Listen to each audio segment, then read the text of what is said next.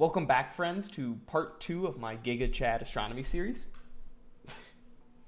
The primary focus of the video today will be talking about how we can calculate the mass of the sun using what we learned from the previous video. So we'll be going down one more step on this ladder. Again, to reiterate, we did not start at the very bottom of the ladder. We started a few steps up because we want to go down first and then sprint all the way to the top. I'm doing this just to show you how this ladder, this metaphorical ladder, allows us to climb, because each step on this ladder builds upon one another. The entirety of astronomy is understanding these fundamentals and slowly going up one step at a time, using what we learned and extrapolating that information to learn something new. So we're gonna actually start off by answering a question that I got last week, which was, if the Earth and the sun are both pulling on each other, then why does the Earth stay in orbit? Which is a great question. I hope I'm about to answer the question that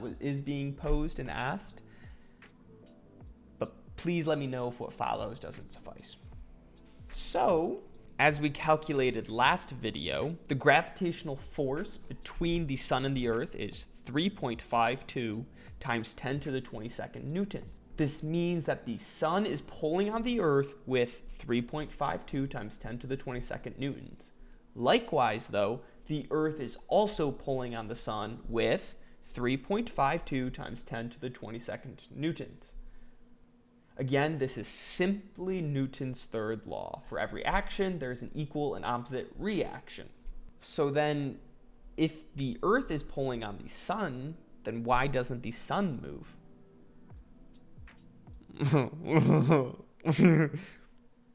Well, who the hell said the sun isn't moving due to Earth's pull?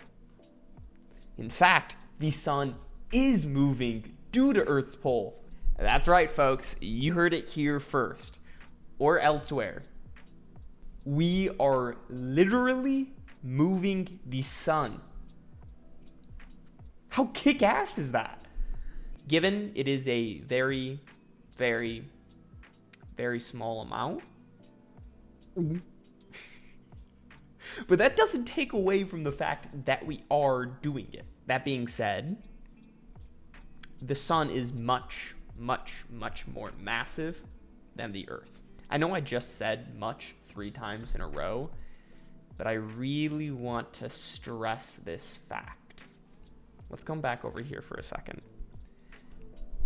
In these videos, I'm probably going to be drawing the sun like something like this, and then the Earth something like this, right? And it looks like that the Earth is pretty big, you know, in comparison to the sun. Like, sure, the sun's bigger, but the Earth's there. This is a lie. This is simply to help me draw it, because if I were to try and draw the Earth with the sun being that small, we wouldn't be able to see the Earth. It'd be a tiny little dot. So let me paint a better picture of all of the mass in the entire solar system. This includes all planets, all asteroids, all moons, etc. The sun, come on, get in close. Get in close. The sun contains 99.86% of all of this mass of the entire solar system, with the other 0.14% being attributed to your mom. Let that sink in for a second. 99.86% of all mass in our entire solar system. Yeah, anyways, scales and distances are for a different day and a different video. So like I was saying, the sun and the Earth in a 2-body system, simply meaning that there are only 2 objects with mass in a given system. So we only care about these 2 things. For our purposes, we're pretending that the only 2 bodies are the sun and the Earth. So these 2 orbit around a common center of mass. They each have their own respective center of masses. Again, we're pretending that these are perfect spheres, perfect circles, so their center of masses would be directly in the center.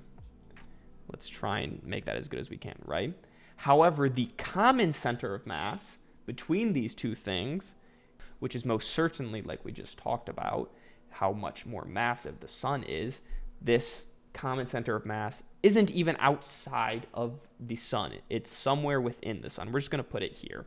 But it is enough to have the sun do a little wobble. And as we will see in later videos, this wobble can be used to detect exoplanets.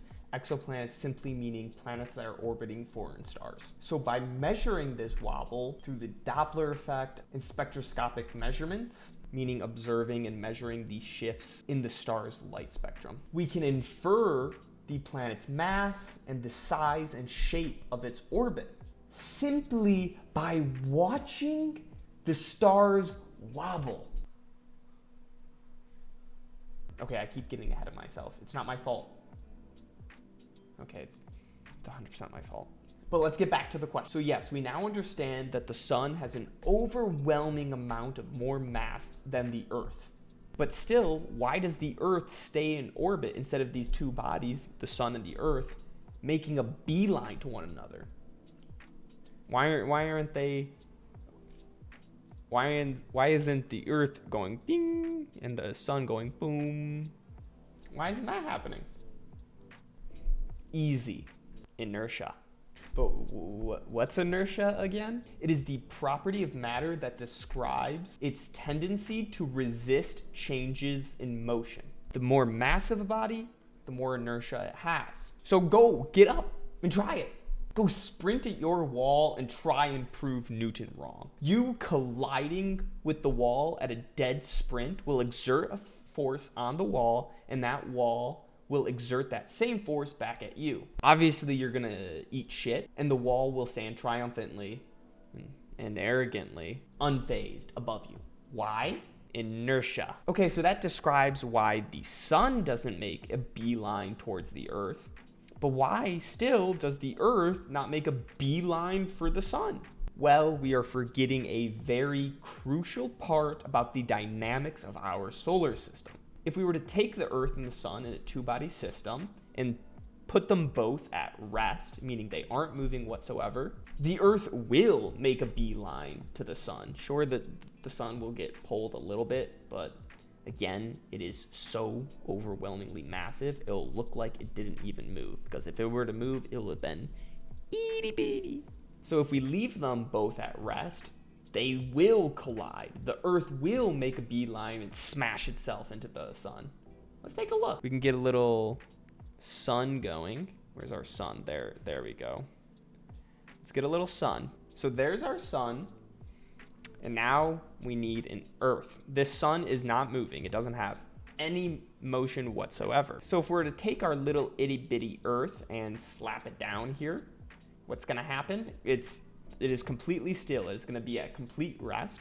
What's gonna happen? Oh, it's making an absolute beeline. It is hauling ass towards the sun.